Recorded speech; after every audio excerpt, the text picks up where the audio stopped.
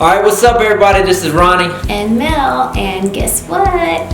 We moved to Kansas City. We're finally here. And the big question is, why would you move from California to Kansas? That is the question of the hour. So we're just going to tell you guys the story of how the Lord led us here.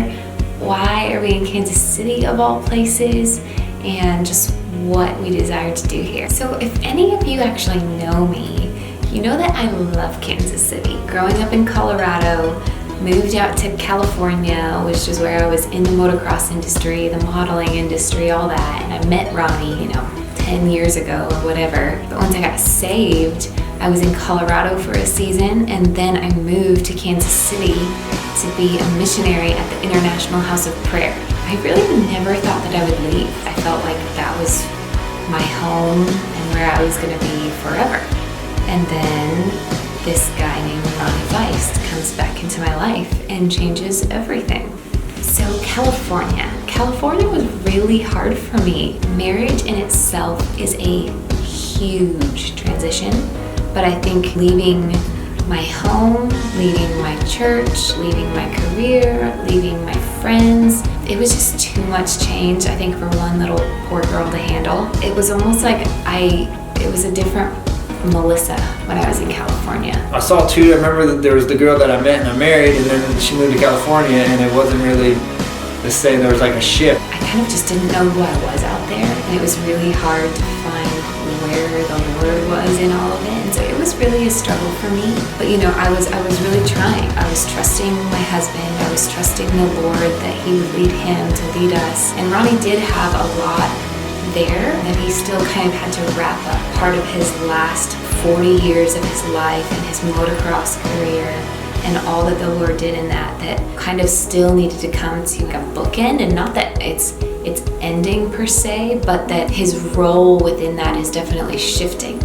And I think we needed to be in California in order for that kind of transition to be made. I had been a part of the prayer movement and that culture and that community for so long that it was almost like I felt like it was my DNA. And Ronnie had never really got to experience that in an extended way. It's so different just visiting for a few days than like being in it for years. I was just praying to the Lord, and I was like, Lord, if you would have him come and just spend a season where he doesn't have to be Ronnie Faisst, where he doesn't have to be someone that everyone expects him to be, and just sit before you, Lord. If you would allow him to do that, God, I ask that you would speak to him and lead him. I mean, of course, I wanted to be at IHOP, but I didn't want me and what my wants were to have any sway in Ronnie's decision, because ultimately he is the leader. Ultimately, he decides what is best for us and our family, and I'm to trust that and trust the Lord to lead him in that. So the Lord actually,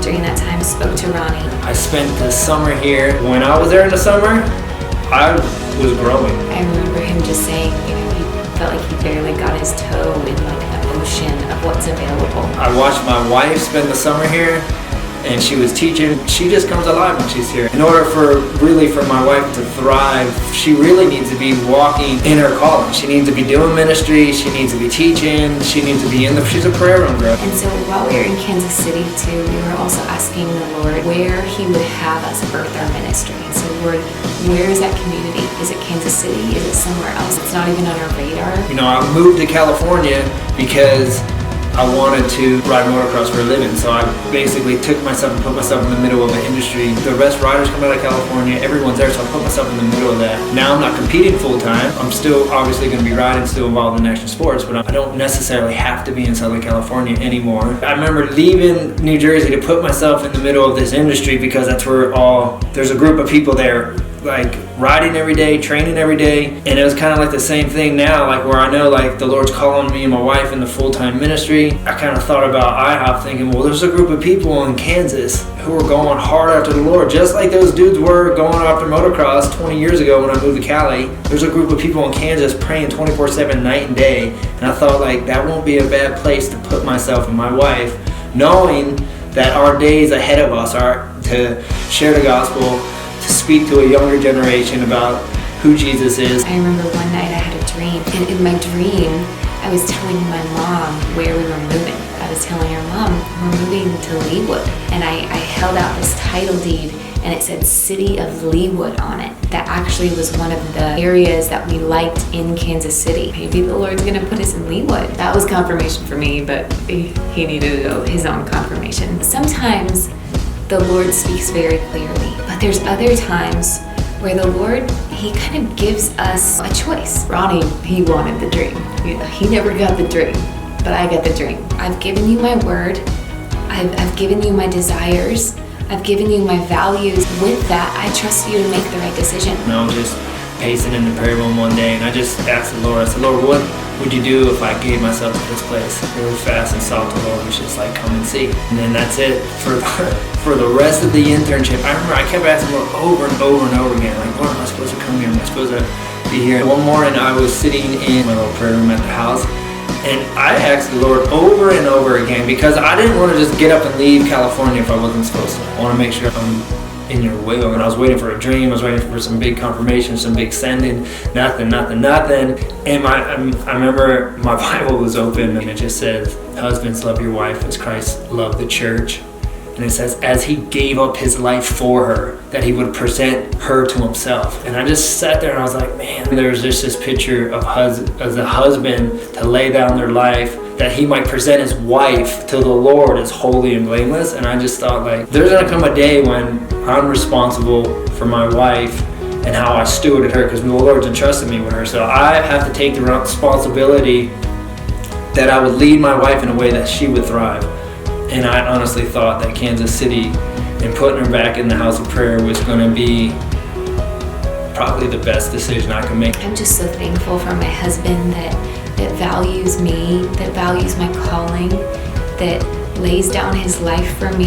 So once we got home from Kansas City, we basically started looking for homes. And so we started this fast, and literally the second day of the fast, this home kind of comes on our radar. So we decided, let's just put a low offer in and see if they'll take it. The third day, our offer got accepted. It was clearly only the Lord. We hadn't even looked at it and we bought the house. Ronnie was so nervous, he couldn't even sleep. It was evident that the Lord was putting things into place. We were in the prayer room and Ronnie comes up to me and he says, do you realize that from the first day that we started our fast until the day our house closes, it's 40 days? I think the Lord snuck us into a 40-day fast. Like, we were not expecting to go on a 40-day fast at all. He tells me that and it just hits me. You know that the Lord did a 40-day fast before he began his earthly ministry, right? It was the 40-day fast that anointed him with power to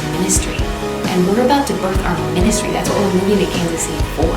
This whole fast isn't even about the house. This fast is actually about our ministry and the Lord doing something through us for his purposes. Like, this is so much bigger than us buying some house. The Lord did lots of things. There were so many hurdles. It could have seemed like, is the Lord really calling you to Kansas City? Because there is so much resistance, so much happening. But we just kept pressing through. I'm already feeling like a new person. I'm just loving it. I'm loving being in this community. I'm loving being in our Bible class in real life, not online. We are doing an online class that we started last year at IHOP, where it's all about the return of Christ, second coming. I basically got to experience the prayer room and giving myself to this place for 3 months and then going back to California and then signing up online to do this class. And I'm not an online learner, and I just found myself not as engaged as I was when I was here, sitting with a group of people in class, could ask questions, to talk to people afterwards. So I was kind of like, man, it would be good if we could go back. Well, it's a 3-year program. That was another big reason that we wanted to come. I've been going wide open for 30 years plus, probably longer. I started competing when I was 8 years old. Have not stopped until last year. We wanted to slow down, put ourselves in a place of prayer, give ourselves to the Word. So many times I've thought in the past, like, none of this matters. I would look at all my stuff and be like, none of this matters. Like, none of this matters. I got, this awesome 5-acre ranch with all these jumps and pool and all this stuff, and I would just sometimes look at it and go, at the end of my life, none of this is going to matter. So it's like, so many times I'm like, I'm going to sell it all and just take off and be a missionary somewhere. I used to think about that sometimes. You see that in the Bible over and over, is people leaving their families, leaving their towns and selling their possessions and just going after Jesus. I just think there came a point in my life where I was at that fork in the road. Like, what are you gonna do? You're gonna go this direction, you're gonna go that direction. And I just said, you know what, I'm over it. Like, at the end of the day, when I stand before the Lord, I'm not gonna regret that I let all that stuff go and came here and put myself in the place of prayer. We're not getting away from action sports. I'm not quitting riding. A lot of people like hit me up when they saw I was selling everything. I started selling my rims and selling all my stuff. They are people who love that community and committed to just loving them and serving them. Well, I'll still be riding. We still plan on being at Summer X Games, Winter X Games, doing ministry stuff. I'll be going to the Missouri round of the Lucas Oil Series. I'll be speaking at the chapel service. I'll be hooking up with FCA this summer, doing some motocross camps with them. I'm probably going to even start up doing some of my own personal semi-private rider lessons here at some of the local tracks. You might even catch me racing a few local races just for fun, just to go out there and get back on the track. What I missed most about Cali, to be honest with you, it was sad leaving. Probably my friends. I know my friends have busy schedules. I think I missed the most is riding with those guys. I was at the track the other day here, and I don't know anybody, so I can't just cut in behind someone and like go block past them or goof off because I don't know anybody. We're working on the house. We got to get the house fixed up. We got to launch our ministry. Like, we haven't really started. It's gonna be a little online ministry page. If you've been watching our YouTube channels and our videos, they're really just updates. Like, this is not what our ministry is going to be at all. This is just little updates leading up to us getting started, but we're going to have our YouTube page. It's going to be up and going. It's just going to teach people how to love God, why to love God, what this whole Bible and Jesus thing is all about.